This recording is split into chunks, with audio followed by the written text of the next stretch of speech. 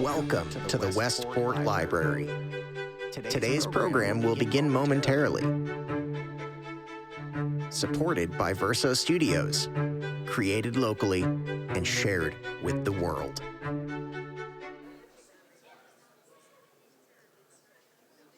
This Erebon for you all, and this is really thanks to the adaptions that Maestro Bottesini did. Good afternoon, everyone.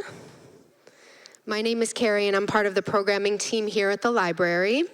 And I would like to welcome you all to today's presentation, Raising Financially Savvy Kids, with our guest, Tom Henske.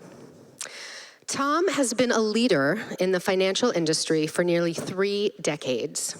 He started his career in financial planning in 1994 with Cowen Financial Group. Shortly thereafter, he started his own company, Henske Advisors. In 2003, they were acquired by National Financial Partners, merging them into Lennox Advisors, which went public shortly thereafter. Tom remained an equity partner until 2020, when he retired to focus solely on matters of life insurance and building Total Sense.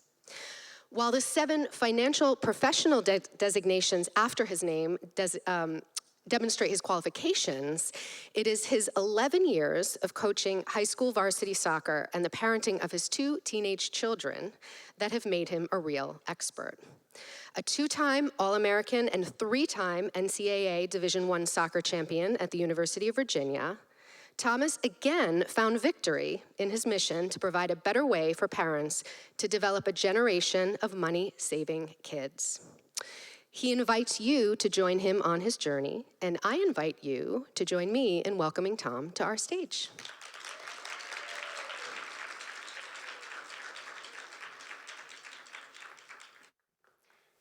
Thanks, everyone, for being here. That made me sound old. 3 decades as a financial advisor. Did I write that? So, yeah, 3 decades as a financial advisor, 2 teenage kids, and 11 years coaching the local high school soccer team here. Gives me a pretty unique resume when you think about it, from parenting to educating to giving financial advice. But what I'm here to talk to you about today is a warning that we're about to hit the next financial crisis. It's here, it's clear as day, and it's probably already started. If you're a parent, your kids are at risk. If you're a grandparent, your grandkids are at risk. If you're a teacher, your students are at risk. And if you're a coach, your players are at risk. Basically, anyone under the age of 21 that you care about is at risk. And when I say financial crisis, I don't mean like the years 2000, 2001, 2002, 2008, 2022. You're all sitting there saying, yeah, we're done with the financial crisis already. No, this is a different type. This one is much more dangerous. This one, we recovered from financially, but your kids may never recover from. And why should you care? Because it's a personal financial crisis. It might actually be the crisis that you have and you're experiencing sitting in those chairs today, being in a financial stress pit. It could be that 80% now, studies are showing, 80% of us are walking around with a fair amount of anxiety as it pertains to our financial situation. And if we don't start doing something different for the next generation, then our kids are going to be subject to that same 80% number. The 80% where they'll be anxious too, and they'll be stressed out. And we all know what happens when we get stressed out. That leads to bad physical health, sometimes fractured relationships, and even some mental health issues. And here's what I see happening out there today. So we enter the world with really no money basics. So when we get out into the world and we start our first job, all of a sudden we just procrastinate. Why do we procrastinate? Because we don't know what we're doing. And that procrastination leads us to not start saving right away. Then we can't have that saving start compounding. We might even hit some credit card debt along the way. All of this starts us behind in the game, and it gives us a road forward that's filled with fear and anxiety. And what we're going to come to understand at the end of all this is that it was completely self-inflicted. Completely self-inflicted. It's not going to be based on chance or bad luck. It's just going to be because we didn't prioritize teaching our kids some of the basics to launch them in adulthood with good financial habits. Folks, financial literacy is 100% a health and wellness issue. And I get it. It's stressful. It's a downer. It's overwhelming. You might be sitting there as a parent angry that you're a walking ATM for your kids, right? But the good news is that you're here, and that's going to give you the start. Because what's going to happen is if you do it right, you'll be able to retire from being their banker. And they'll start making some of their own purchases with their own money. And when they do that, they build confidence in themselves. It was Aristotle who said, good habits formed at youth make all the difference.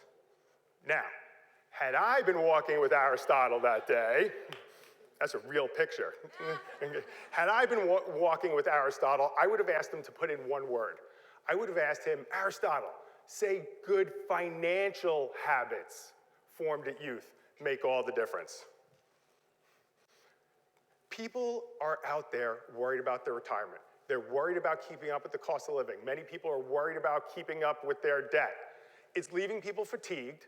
They then take that fatigue, they bring it to work. They get stressed out at work, they bring that home. Then they can't sleep, and this creates all sorts of life problems.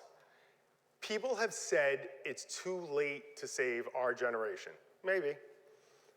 But it's not too late to save our kids. All I hope to do with you today is to inspire you to change your priorities a little bit. Change them, change the way you're parenting and the time that you're allocating towards teaching them about money. It's not hard, because we as parents, we're a bunch of box checkers, aren't we? Right, we're a bunch of box checkers. Let's talk with the college prep boxes. Did we push our kids to get good grades? Check. Did we get them to study for their ACT and their SAT? Check. Did we push them to have a lot in extracurricular activities? Check. Not good enough now. You have to have a leadership position in those extracurricular activities. You guys listening to that over there? That pertains to you. But if we can take a step back, and you know the topic of this talk, the one box we're missing is the money skills checkbox. And here's the absolute irony, is that if you miss that box, it might render all those other boxes that you as parents spent all that time working on. Because show me someone in life who's stressed out about money, and I'll show you other things that are not going right in their life. So, okay, I've beaten you up enough. Let's assume that you all buy into that we should be teaching our kids about money. What do we need to teach them? Well, you can see there are 12 things that I think are important to teach them. Why 12? 12 months in a year. I made this super simple for everyone, folks. One topic a month for 12 months, leading your kids to be financially literate. Things like getting money in their hands, the value of a dollar, budgeting, saving, the miracle of compound interest, investing, although no one's getting that right nowadays, right? Taxes, borrowing and credit, being charitable, insurance, legal documents, and money safety. 12 topics that if you could just give them the basics, just the basics, they'll live a more fruitful life financially. So the question is, when you look at that list, no one is saying, wow, Tom just discovered water, that's amazing. You're saying we deal with that in our lives every day. So why then are we resisting teaching kids? And I like to call this the Bermuda Triangle of parent excuses. They are not enough knowledge, not enough time, the school should do it. Sound familiar? Okay, not enough time. Do you take car rides with your kids, driving them to practice, driving them to music lessons, driving them to school? You do. Car time could be money conversation time. Or how about dinner? Dinner time. My daughter is here, and she will tell you she is so sick and tired of hearing the question, tell me about your day. Okay, this is how that goes. How was your day? Good. What's new? Nothing. How are your classes? Fine. okay? And that's how it is. But we have time at dinner, and if you took one dinner per month, one dinner just to talk about one of those 12 topics, think about how much further ahead your children would be. The second one, the schools should handle it. I love this one, and maybe, but they're not. Do you realize that only 9 out of the 50 states, only 9 require a standalone class for personal finance that's tested at the end of it? Help me understand how that is.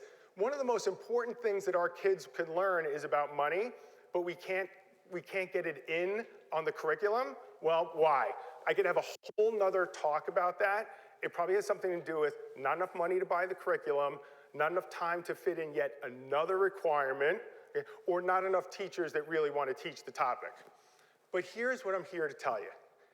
Even if all 50 states had a mandatory requirement, it's not good enough.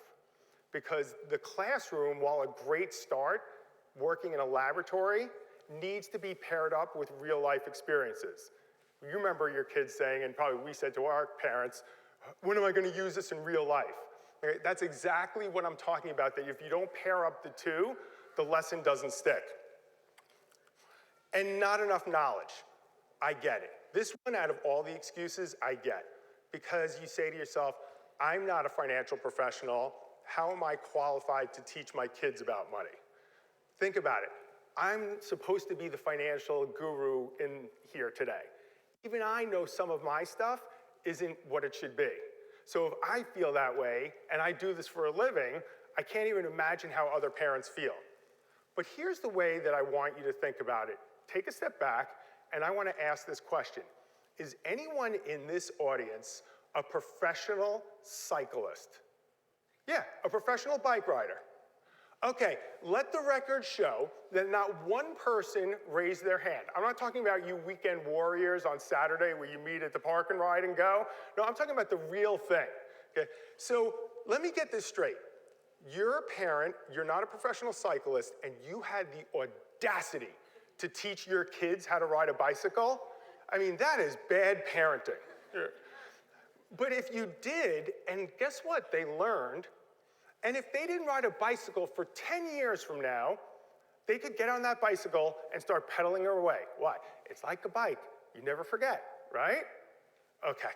So if you can teach them to ride a bicycle, clearly you can talk to them about 12 topics that you deal with in your ordinary life as a parent, paying bills, budgeting, paying for insurance, and all the things that go along with that. And if you can build good habits in them today, then maybe they won't get injured later on. The same reason we teach them to ride the bike. So, okay, you know what you need to teach them, you're inspired to teach them, where do we go from here? What's the path? The path is to make them curious about money, and do that by using age-appropriate conversations either at the dinner table or on those car rides. Let me give you some examples. You have a child who is in elementary school. You're teaching them the difference between a nickel, dime, and a quarter. Then you're graduating to where do they save money in the piggy bank, allowance, which we'll talk about later, and needs versus wants, right? Really simple stuff. They get to be in middle school, and we're gonna just change it up a little bit. We're gonna teach them about borrowing and credit. Think about it, where we are today. What was your first credit card? It's a library card. That's your first credit card. Think about it. I take the book out, okay, I bring it back on time, there's no interest. If I bring it back past the time, maybe I have to pay interest. That's the first experience that a child has with a credit card. Teach them about your mortgage and the value of your home. When I say that, people say, ooh, I'm not gonna talk to my kids about our home. Folks, Zillow, okay? They already know what it is. You're not keeping this well-known secret.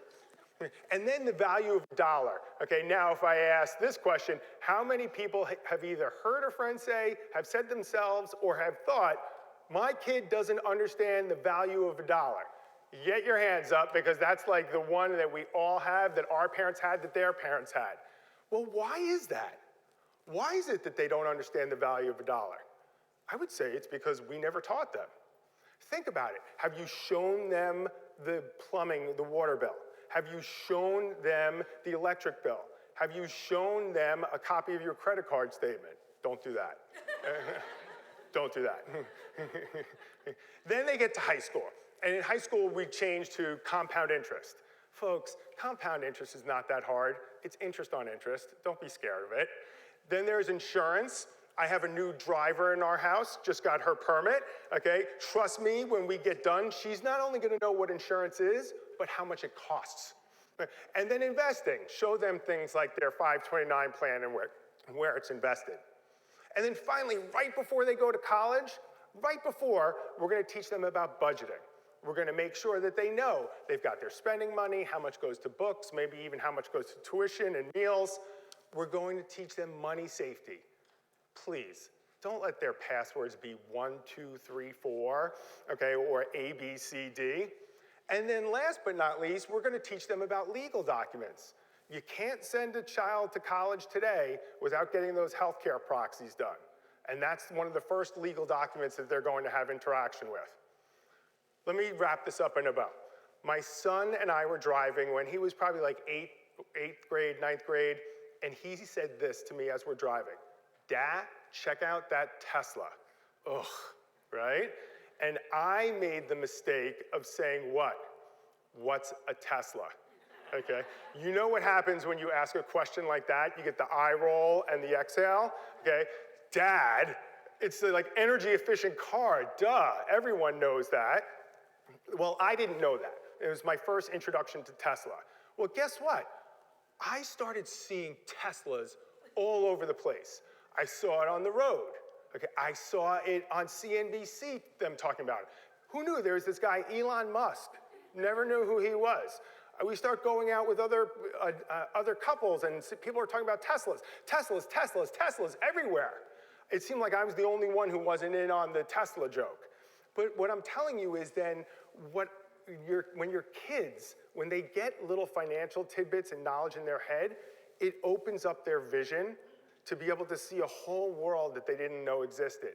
And there are so many examples of money that they can learn from. You just have to put it in front of their head because they'll find out. They know where to find out more information. And here's how you know as a parent you won, that you got it right, when they start their first job and they tell you, Mom and Dad, guess what? I just signed up for my 401k retirement plan and the insurance program. That's when you know you hit it as a parent. Here's my one ask for everyone today. Just go and start having grown-up conversations with the kids. Conversations that create curiosity and good habits.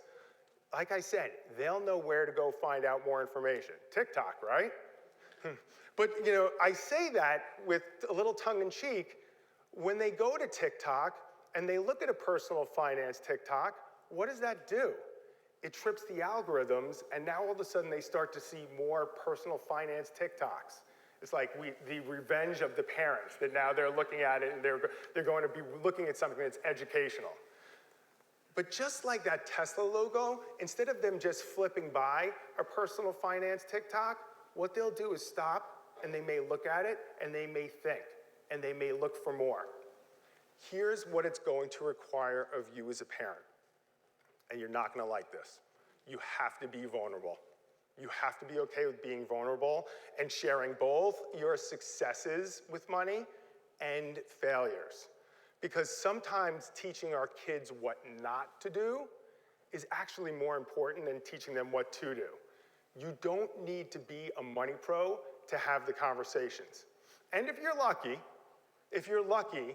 and you start talking to them like an adult, maybe they start acting a little bit more like an adult. And when they start acting more like an adult, and you start having more adult-like conversations, and you want them, as parents, we want them to come to us with the dicey conversations. You know what those are: drugs, alcohol, sex. If they don't feel like they can come to you and have an adult-like conversation, they're not gonna come to you. And so there's no better reason to start having those adult conversations, starting off with money, than what I just said. And isn't that the point of parenting? Isn't the point of just creating a safe environment for which our kids to launch? And if you think about it, isn't that what we all want as parents? We want our kids to have a better launch than we had. Thanks for coming today. Appreciate it.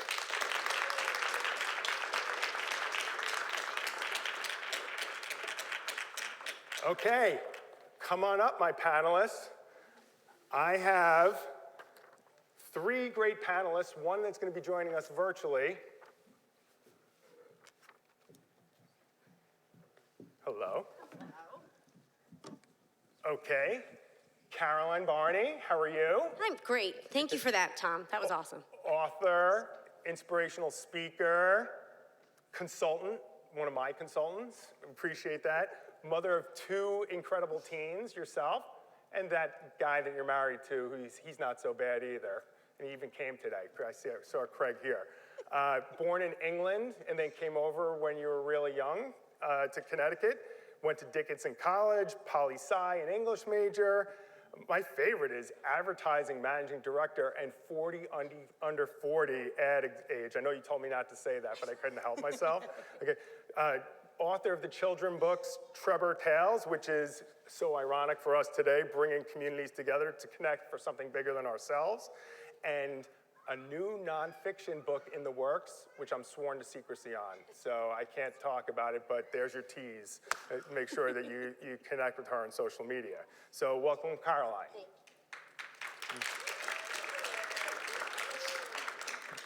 Kathy Soderholm, how are you? I'm well. How are you doing, Good. Tom? We stole someone from Wilton, former Wilton and Shelton High School, right? Personal finance teacher.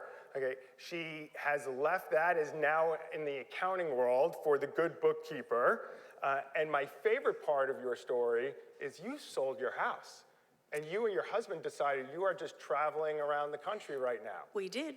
We are RV living.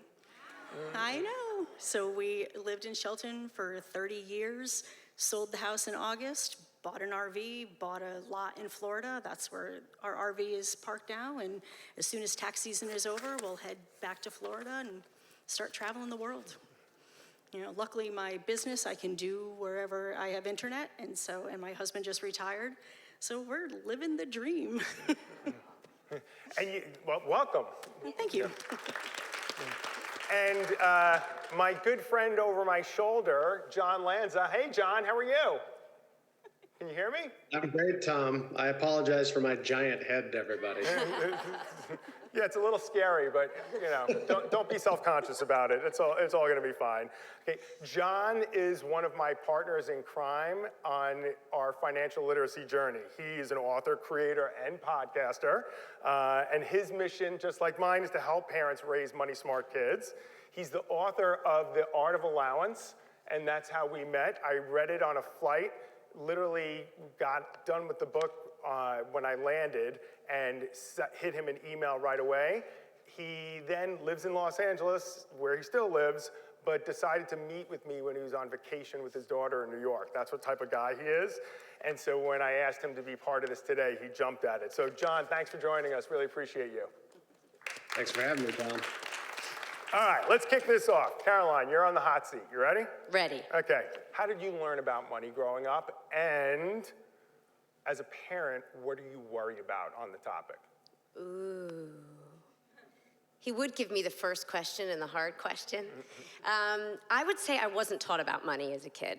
I really learned about money by watching what my parents were up to, and I didn't grow up with a lot of money. And so what I learned as a kid was money really mattered, and you'd better work hard if you want to be okay going out into the world. And so my learning about money was really just watching, and also it was watching that the generosity of others was the thing that enabled me to go to school and to go to college and to go on trips that I wouldn't have been able to do otherwise. And so part of my money learning was I wanted to be able to do that for other people down the road too. So that was one of those things. I would say, what am I nervous about as a parent? Okay, so first of all, I have 2 teenage girls and they're both in high school, so you can all send me flowers later, because yes, it's a thing. Teaching them about finances, I would say we're doing an average job at it, but I've been able to spend time with Tom, so I know some inside tricks. I would say one of the things we worry about, think about a lot, is what kind of values we're instilling in our children as it relates to money. And are our children ready to go out in the world after they've left us and be financially sound? So I have a senior in high school right now, and she's heading off to college. I just really hope that she doesn't get scammed by credit cards and end up in debt. I really hope that she knows how to give with her money properly, what need versus want is. So these are the kinds of things that we worry about, and I think that that's ubiquitous to other parents too. So I hope that answers your question, That's good. Tom. That's yeah. good. That's good. I'm not pandering to my audience. I see Neil Phillips here with this question, so I don't want you to think that I'm just asking it because you're here. But Kathy, there was a bill that was just introduced in the Connecticut State Assembly. What's going on with that? So in 2007, that was the first year that this particular bill was introduced, mandating a personal finance course at the high school level. It is now 2023, and it is still not a mandate as a graduation requirement. Hopefully this time it passes. I think it's something that is absolutely necessary. As Tom said in his introductory speech, parents think schools are teaching it. Schools think parents are teaching it. Nobody is teaching it. And so I do hope that this mandate actually passes. Back in like 2010, I was really lobbying to get it to happen. Hopefully this is the year. Oh, and while you're talking about that, what are they learning about in the schools? What were you teaching? So because there is no mandate for personal finance, it's really just up to the teacher as to what they want to teach. I loved teaching personal finance. It was my favorite class to teach because I made it a workplace. So my kids had a job. Their job was to come to class. If they came late and they didn't have a pass, they got docked pay, just like you would in a real class. When I was in Shelton, I had a time clock, so they had to actually punch in when they came to class. They got paychecks. I calculated out what the taxes were, FICA, Social Security, federal, state.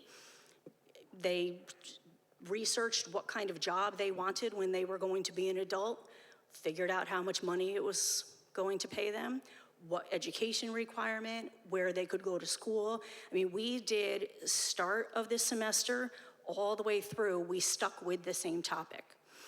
We did taxes. I gave them W-2s, and so they could do their tax return. Because people think, oh my gosh, I can't do a tax return. But if you're a W-2 employee with no major investment income, everybody can do their own tax return. But we get so nervous about it that we're like, we have to hire a professional. Now, I am a professional tax preparer, but I know that just straight W-2 people can do their own return. And I wanted to teach my students at that young age, don't be afraid of doing a tax return. You can do it. Once you get a side hustle or your own business or lots of investments, then you need a professional. So I tried to make sure that they ran through the whole gamut. But my very favorite project was budget.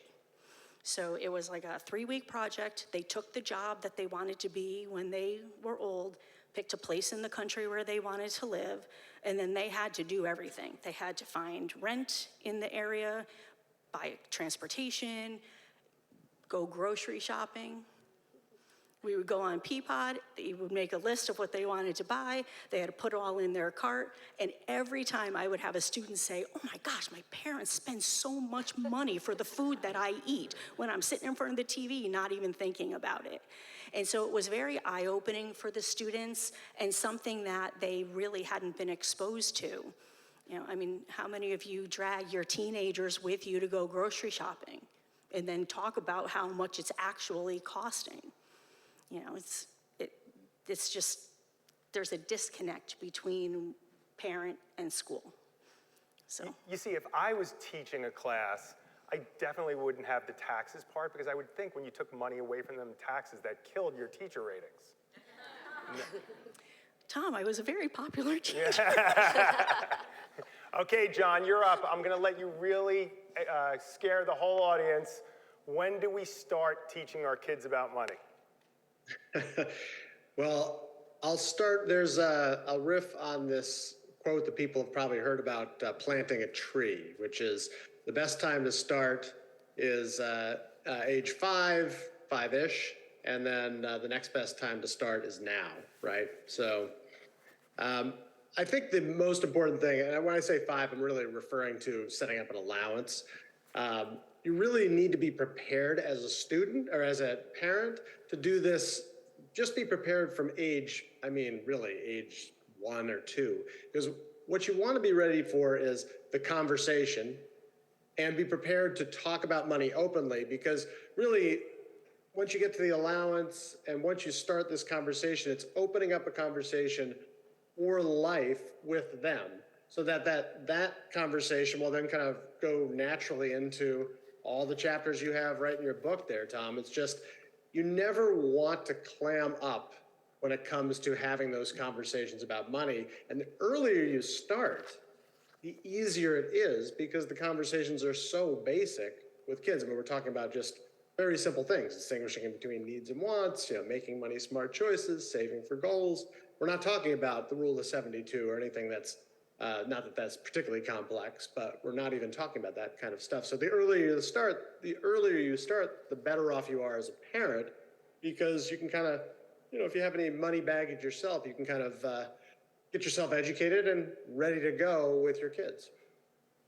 So John, I know asking this question is like asking you which is your favorite child, but of all the money subjects, if a parent of a high school student was about to start, just give me 2 or 3, in no particular order, of what parents should be starting with.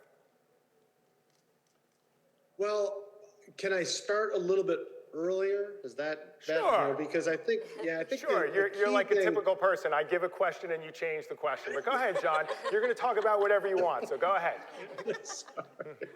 I would say the key thing is one is just making money smart choices, right? And what I mean by that is thinking through the choices you make with money. So when we set up our jar system, or you can set up an envelope system, whatever you want to do, we have, saving for longer term items, you have sharing for charitable items, and then you have spending. We call it spending smart.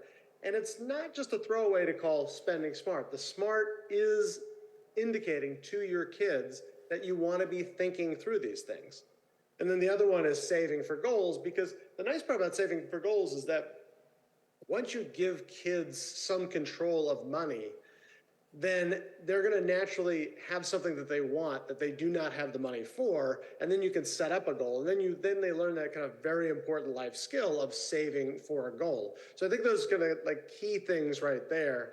And then the other thing I would say in terms of high school is, I would say starting the conversation about college and the costs of college early. Because when you get down, so Caroline, I have 2 teenage daughters as well. One is actually in college, the other one's a senior. And you want to have laid the foundation for the decision-making process. That senior is 1 month away from making that big decision. She has 2 colleges left to make to get acceptances from, or rejections, or whatever they are. And then we have 1 month left. But a huge part of that decision-making process is going to be financial. And we've had a lot of conversations up to this point. They know how much is in their 529. They know that they're going to have to take out loans if they want to go over a certain amount beyond that. And they have a sense of the burden that those loans will carry. They don't fully understand that the burden of the loan if they have to take out a loan. But I would say start that conversation as soon as you can, because it's such a big decision in their lives and it can have such an impact on them. Okay, Caroline, I need to know. Yeah. You have a student taking the personal finance class at Staples, right? Yes. Can you talk about it? I can. Can I just say one other thing first? Sure. So I just want to give a mom hack out there for those with middle school-y teenage age. I've made a discovery about this want versus need thing that John was talking about, and that's this. When they say to you, I need a whatever it is, that is that particular moment, I say, okay, you can get that. You have that money saved. And then they say, oh, I don't think I really need it. They always need it when you're paying. They don't actually need it when they're paying. So need versus want, it's like a mom hack that I've recently stumbled across that really seems to work for me. So That's funny, I just wanted to share that. Because I tried with my parents Air Jordans. with that one. yes. Remember the Air Jordans? Yeah. Oh, yeah. That did not go over well. Yeah. Yeah. Also, you just aged yourself, yeah, just to be pretty clear. much, pretty much. Just to be clear. Yep, All right, nice. so the question was personal finance. And here's what I will tell you is my oldest daughter went through the personal finance class at Staples, and it was a home run. She would come home and ask us questions. All of a sudden, she was saying things like, when do I get my own full bank account and start investing in stocks? Which is funny, because we're like, what money are you investing in stocks with? Apparently it was our money, but you know, we're a work in progress, Tom. But I will say that that class was a game changer, and it created conversations in our home too, and it made us more aware of what it was we were teaching in our house. So our youngest is coming up to the right age for that, and I can't wait to get her in it. And I love that you are advocating for this countrywide, because I really believe that we are letting our kids down by not giving them the skills to go out in the world and feel confident in financially. So thank you for doing that, and let's hope this is the year. Let's hope so. Yeah. So Kathy, we're going to throw it to you now.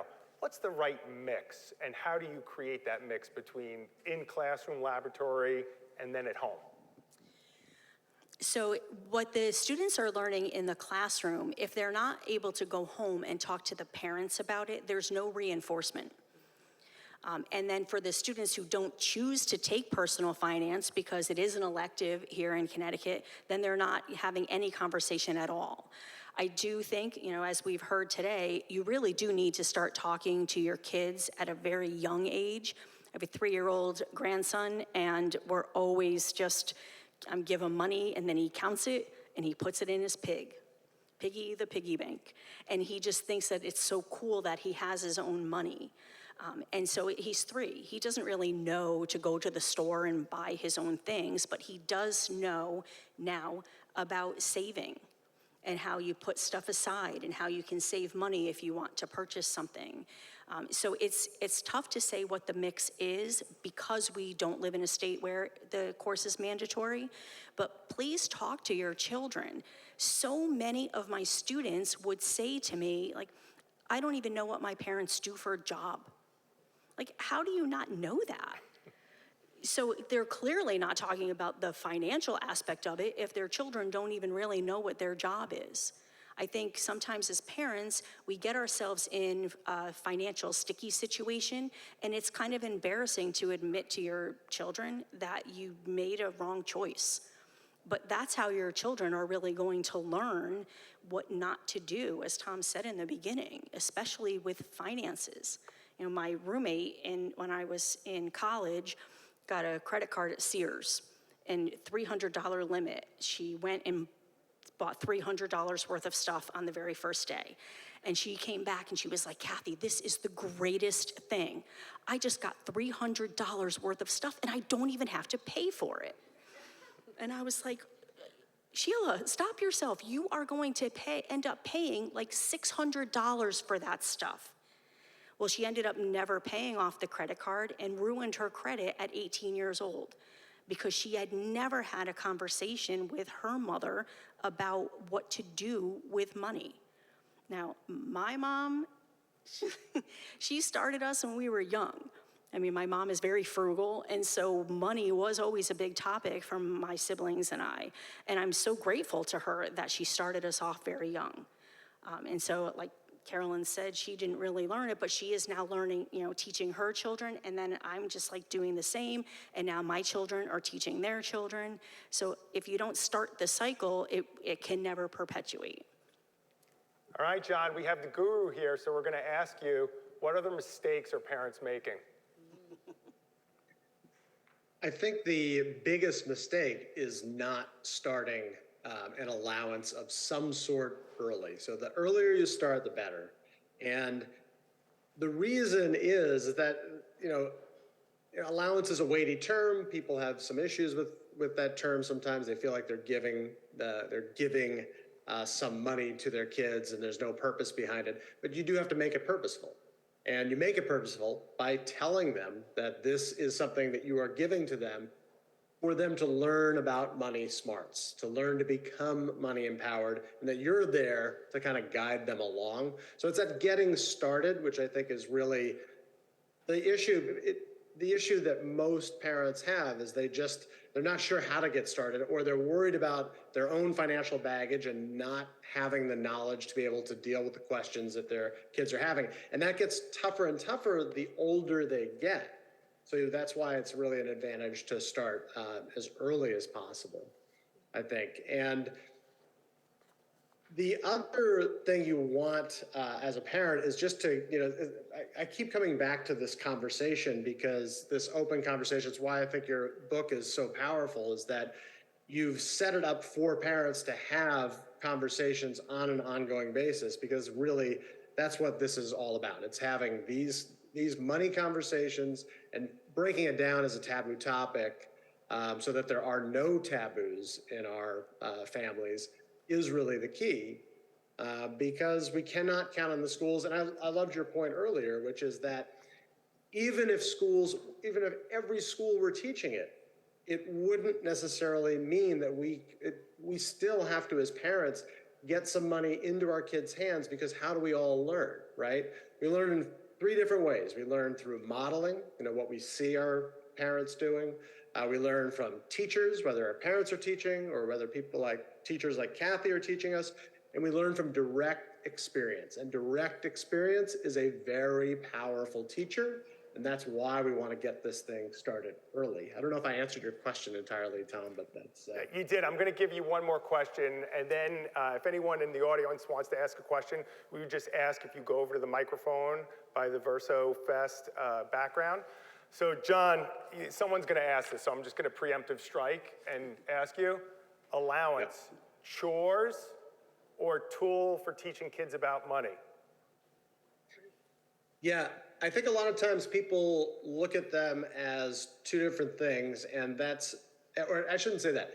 They look at them as exclusive. So they say it's allowance or chores. And it's not an either or, it's a yes and. So first thing I mentioned before, the purpose of an allowance is to empower our kids with money, to have them learn to use money as a tool so that it doesn't have control over them, they have control over it. It's a means to an end. That's why we want to be really clear with our kids from the start. This is the reason you're getting an allowance, and I'm here to guide you. I'm giving you this allowance to help you learn to become money smart. Chores teach a different lesson. They teach us that we have to work in order to earn money. They're 2 different things. And so when I say yes and, I say allowance, start out with a small allowance, and if you want to make some money, you pay them for things that you might pay someone else to do. So it might be cleaning your car, it might be raking the yard, and it's going to be different for different parents. Because there are going to be basic chores that I think most people agree we shouldn't be paying our kids to do, because it's kind of the rent that they're charged. It's like you got to clean the plate, empty the dishwasher, make your bed. Those are basic chores. I think most people know that kids should be paying for those things. So you look at it as yes and. Yes, here's the allowance to start teaching you. And if you want to make more money, here are some opportunities, some chores what you can use to make money. So 2 things I want to make sure that parents understand: the purpose of an allowance, and then 2, the power of chores in order for them to make additional money. And then as they get older, they're going to have some entrepreneurial ideas, most likely. Encourage those. And then if they get a job when they're teens, you may just ratchet down the allowance. And that's why I call it the art of allowance. It's an art. It's something that, it's going to be different for every different parent, but it's a framework that you can work around, and then you create your own system that's going to work for your family and for your different kids. Because I think anybody here, we all have multiple kids, and we realize that each of our kids in our own families, even though we think we're teaching them the same things, have completely different money personalities. Okay. Yes, we have the first customer who wants to ask a question. Go ahead. Hi, Tom. Hi. We went to a Broadway show like 25 years ago. You might not remember. I sure do. Stacy and my wife are friends. How are you? Good. So it doesn't apply to me, and my kids are too old now because they're already in college. But this next generation of kids, the physical money doesn't mean as much as it used to. We used to I used to get my allowance, I'd like file it, I'd keep track of how much I had, and my nickels, my dimes, my quarters. Kids these days, credit cards, Venmo, is there like a new model that's emerging for how to teach the kids about the money, and whether it's in an account or that sort of thing? I'll leave it there. We're living in a Venmo world, right? We're living in a Venmo world where it's a point, click, and purchase. John, you want to go with that? Yeah, I'm glad I get a chance here. I think in a world where you have so much less friction for spending, all these lessons really matter. And again, I know I keep coming back to it, but that's why starting early with physical money really matters, because it's good to start with the jars and the physical money, because then the kids understand when they move to the digital money, they understand a little bit more this kind of abstract concept. So even if you're starting later, say with a 10 or 11-year-old, I really encourage you to start with some physical money and then get fairly quickly into that digital money, because digital money is real money. And I would say one of the things you can do, as an example, is use some tactics. So one tactic you can use is when they get their money, as they get older and they start earning their own money, you can put in something like a waiting period, which is not a bad thing for us adults to use as well. So you can say that one of the rules you have until you leave our house is that if you're going to spend anything over, and you set the amount, but we had the amount at $50. So anything over $50, you have to wait a week in order to buy it. And you could do that, 2 weeks for $100, whatever setup you want to do. But that's a good way to deal with the friction. And very often, if they have to wait a week, they're going to come back to it and they're really not going to want it. And all you're trying to do is get in their heads these ideas, these habits of thinking about their purchases. And so you're trying to introduce friction into a system where there is not a lot of friction. That make sense? Yeah, I would add 2 points. Oh, go ahead, Kathy. There are actually some apps out there now that do the same thing with the jars, but it's all electronic now. And so you can still, you transfer the money into their electronic account. They can go on the app. There's same buckets. So some buckets, move some into their savings part of the app, some to, giving part, saving for long term. So although it's still the same concept as the actual money, it is electronic. Because my students used to always say to me, you're making us do all of this stuff. I am writing checks and going to the bank and making deposits. I mean, it was the bank of Kathy, and they were like, but we don't, I never write a check, which is true. My 3 children don't even have checks, paper checks. They do everything electronically. So that is just a way to start introducing the electronic money movement, but still following the same concepts of, having the jars and putting the physical cash. Right, and while you're using the jars, think about using a clear jar as opposed to a piggy bank that they can't see the money, because they feel like once they put the money in that it's gone because they can't see it. And then our Staples students just did a great TikTok the other day about 3 jars: spend now, spend later, spend much later. So that's another way to kind of have, John, your version of the time lapse to make sure that there's a little bit of a waiting period. Yeah. And you know what I'll add? I wish I had thought of this when my kids were little. So if any of you have got the littlers out there, what I would say is teach them about pennies and nickels, because I had a younger person say to me recently, why do pennies even exist anymore? As they were taking ones that found on the carpet and throwing them in the garbage. So I think there is something to be said to your question, and that is it's actual physical money and helping them understand that. I wish I had spent more time on the penny. It's what about the penny? But who created the coins? Why is the big nickel worth less than the little dime? Yes, who did that? It makes no sense. Oh my gosh, it must have been from a town over, not a Westporter, for sure, for sure. We have a question, Britt. Yes, sir. So the state of Connecticut, it's Kathy, right? Yes. Yeah, so you said they haven't approved that course you were hoping, but they did approve gambling for our 18-year-olds,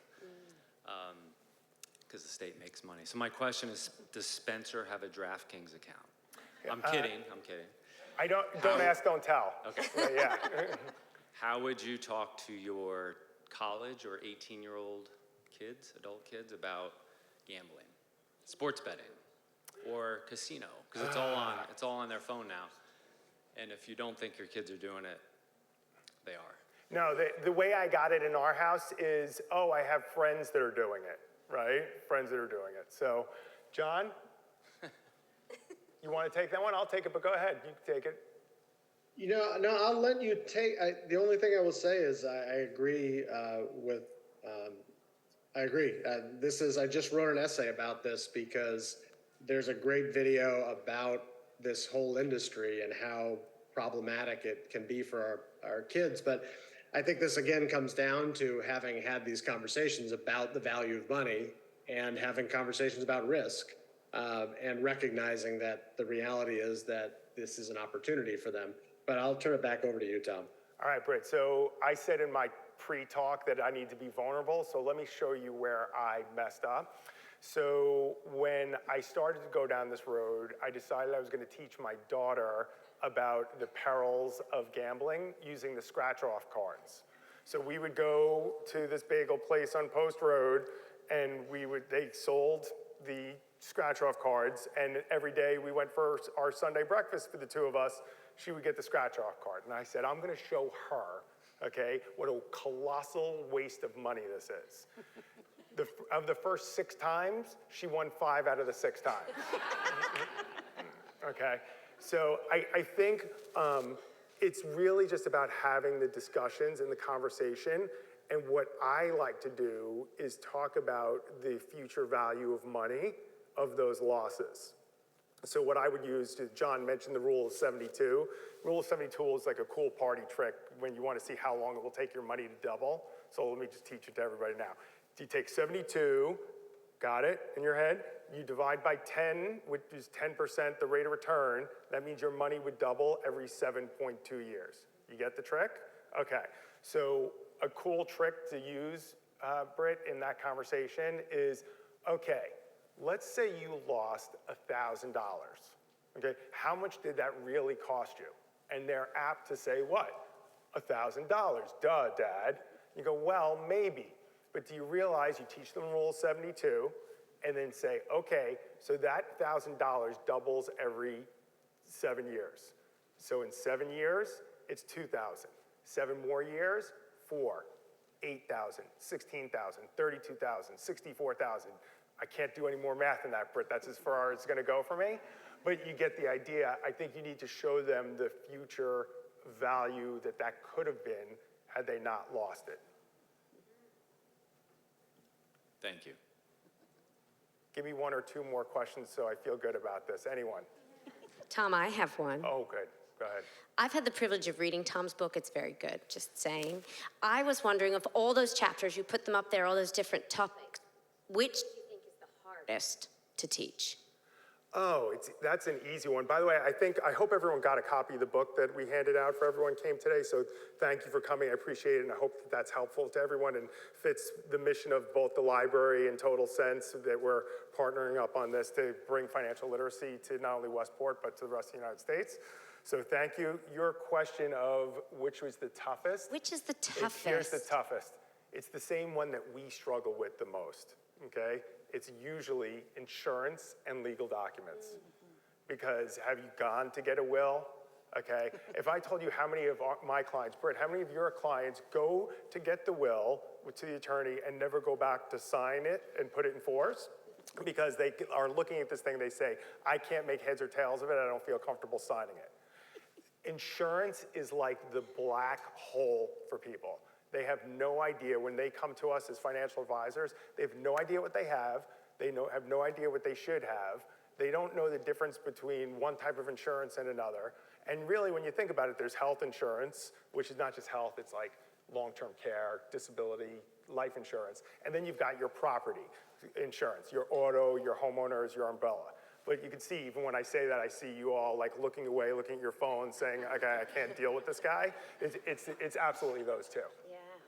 And it's because you don't deal with it every day in that type of depth, so you try to avoid it. And it's pretty interesting because what happens is that our parents avoided the conversation, their parents avoided the conversation, and we wonder why now that like the worst part of our financial plans are usually our like estate plans and our insurance plans.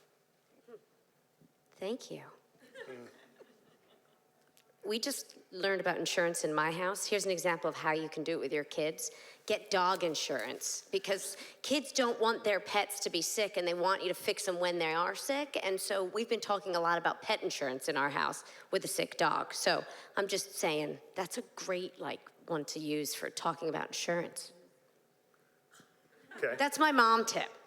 Okay. And we have a Staples High School student Yeah. that has a question. Vivian, go ahead. Hi.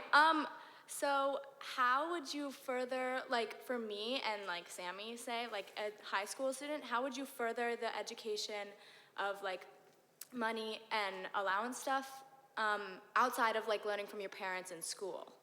Get a job. No, seriously, get a job. No, I think that when you actually earn the money, you begin to have an appreciation for the money and you understand what it does. So Vivian, what you didn't say is Vivian was one of my test cases right after COVID where I started bringing in Staples High School students to dinner with us. And then I would try out my 12 things. And I had some great ones, right? And I had some epic fails, I get that, right? Okay, but I think when your kids want to buy something, when they could process it and say, oh, that's $45, that's 3 hours of babysitting. Is it worth buying for 3 hours of babysitting? That becomes super important. Don't rob your kids of the opportunity to gain confidence in earning their own money. And the way that you do that is, just as John was saying, give them a baseline of money that they could practice with, that you were going to give them anyway. But for those extras, give the money to them that you would have paid somebody else to do. I realized that in our house, I had to reshovel the driveway because you didn't do a really great job. It was okay, but it wasn't good enough. It wasn't worth the money that we were paying you, but I wanted to get money in her hands, And when we did that, it was just an opportunity for her to learn about money. It wasn't that bad. I did a great job. It was okay. Okay, I think we're good. If I can wrap it up, unless anyone has a question. Go ahead.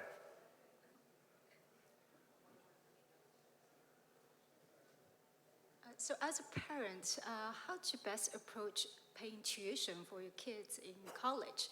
Because on the one hand, you want to provide, right, and set them up for success so they don't have to be stressed about the tuition or getting to the student loan. But on the other hand, you also want them to appreciate and also bring out some intrinsic incentive inside of them.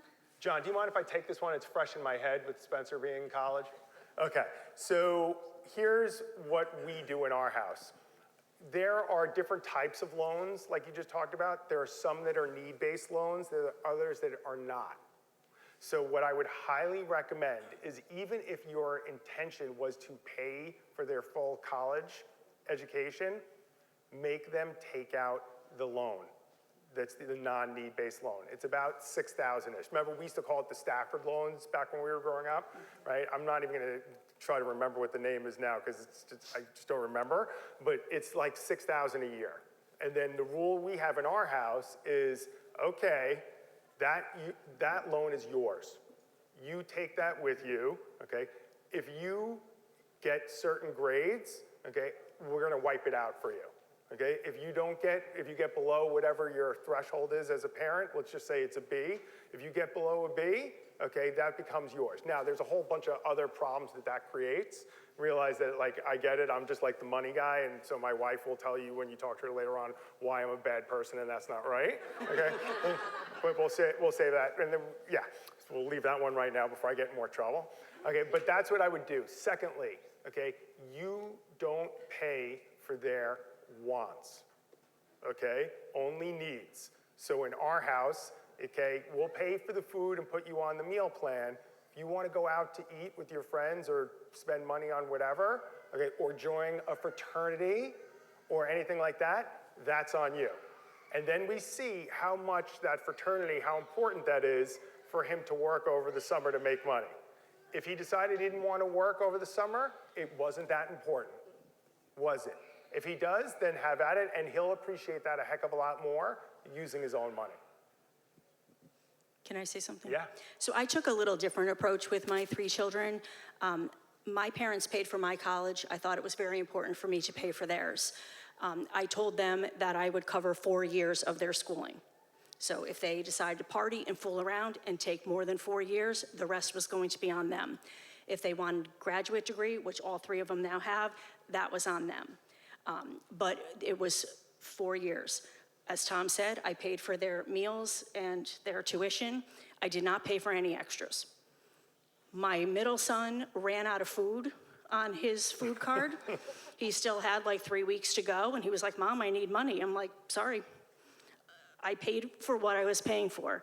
And my nephew, who was also in school with him, is like, I can't believe your mom is not giving you money for food. I knew the kid was not going to starve, and so he figured out what to do. But at the time, I thought that an education for what my children wanted to do was very important for them. Now, my youngest, he took a lot of AP classes and had a lot of credits going in. And so after 3 years, he had enough credits to graduate. And I was like, whew, I'm off the hook. And he was like, Mom, you told me you would pay for 4 years of college. See, this was a mistake on my part, because I ended up paying for 1 year of his graduate degree because it was 4 years. Little smarty pants. Or were you just an awesome teacher? I mean... Well, thank you. I would like to think that's what it was, but because no. that sounds pretty great to me. Okay, well, thank you, everybody. Appreciated having you all here. For those of you who had more questions or were hungry or wanted to grab a drink, we're going to be at Basso across the street. So I'd like to welcome you to be my guest.